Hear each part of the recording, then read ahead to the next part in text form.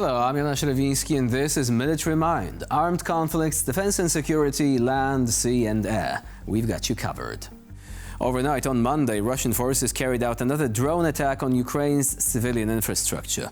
According to Ukrainian authorities, air defense forces shot down 58 out of 80 airborne targets. The most severe consequences were reported in Artan, where 9 people were injured, and in the Donetsk region, where 2 fatalities occurred. Meanwhile, Ukrainian drones targeted several regions in Russia.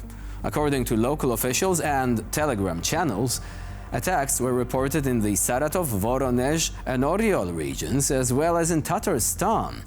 In Saratov and Engels, 2 industrial facilities were damaged.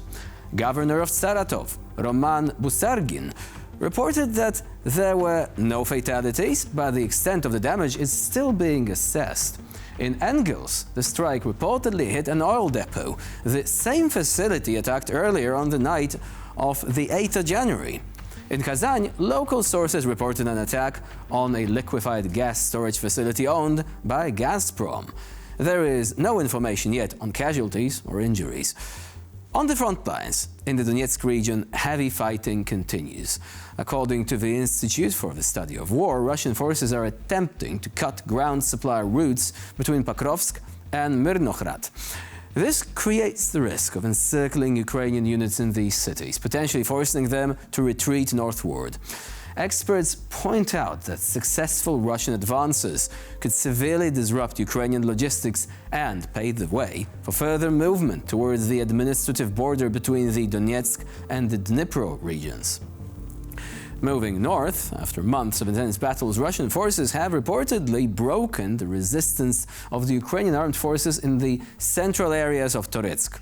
According to reports, Russian troops have moved through the city and reached its northern outskirts, where Ukrainian defense positions are now concentrated in buildings and on the waste heaps of nearby mines. Simultaneously, Russian forces are advancing northward along the Donetsk-Slovyansk railway on Donetsk's western outskirts, signaling continued pressure on Ukrainian defenses in the region. Now, in the Middle East, overnight Israeli airstrikes in the Gaza Strip have resulted in the deaths of at least 18 people, according to Palestinian health officials. A subsequent attack in Gaza City killed an additional 50 individuals, with Palestinian officials reporting damage to civilian infrastructure. Meanwhile, negotiations are reportedly in advanced stages for the release of hostages held in Gaza. According to Reuters, an Israeli official stated that 33 of the 98 hostages could be freed in the first phase of the agreement. In exchange, Israel is expected to release 1,000 Palestinian prisoners, as per a Palestinian source close to the talks. Now, our first video of the day captures the aftermath of one of the largest coordinated drone strikes on Russian critical infrastructure since the full-scale invasion of Ukraine began. Over 100 drones hit 12 regions in a single night, causing chaos and significant damage. In Kazan, the Orgstynets chemical plant is ablaze, while a fuel depot in Engels burns fiercely once again. Explosions reverberated across regions like Tambov, Voronezh, Tula, Oryol and Rostov, forcing the closure of airports in 4 major cities. These precision strikes highlight Ukraine's evolving capacity to target key Russian facilities deep inside their territory. The scale of destruction sends a clear message: no critical asset is beyond reach.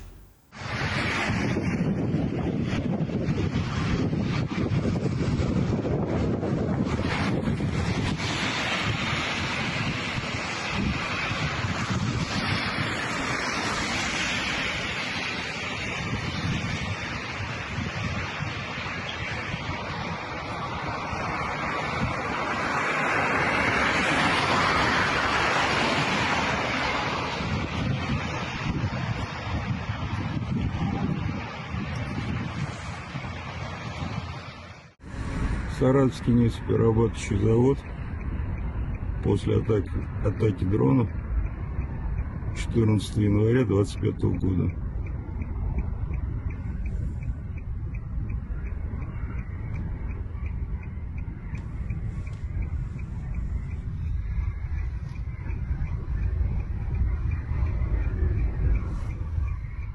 And now it's time to step into the relentless reality of Ukraine's elite Artan special unit, a component of the Defense Intelligence of Ukraine, HUR for short.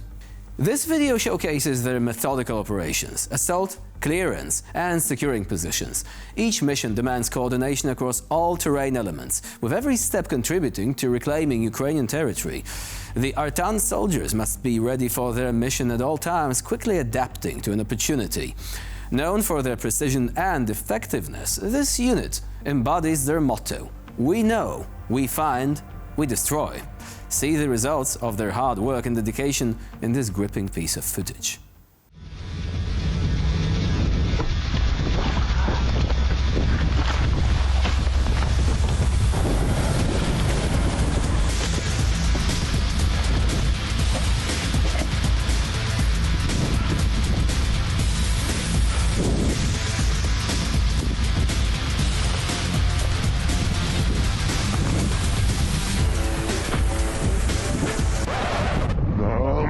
Вулиці давно уже весна, і дуже холодно від висоти.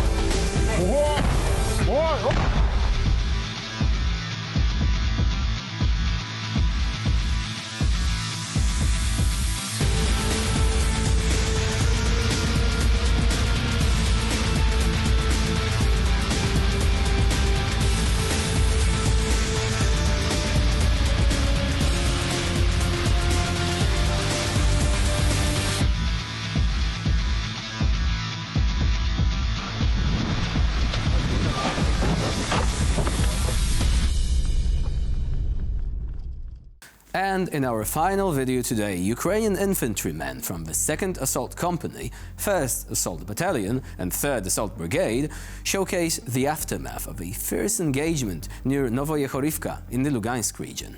Following their successful operation, the soldiers meticulously collect trophy weapons left behind by defeated Russian forces.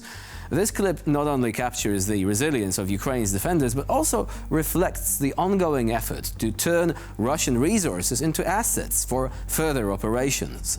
Witness the skill and determination of these fighters as they reclaim what was meant to destroy them.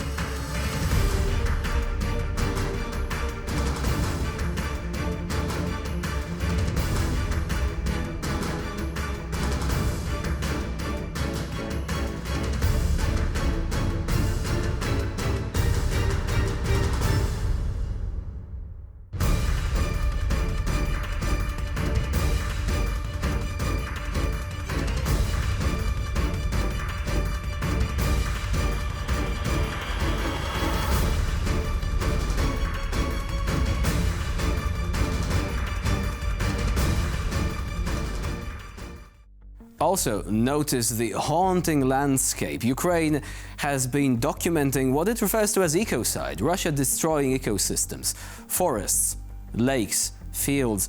All of that is being turned to dust or contaminated by the ongoing Russian war effort. And it's yet another reason why Ukraine needs all the help it can get. And with this, we conclude this episode of Military Mind. Please stay with us here on TVP World for more latest news and updates.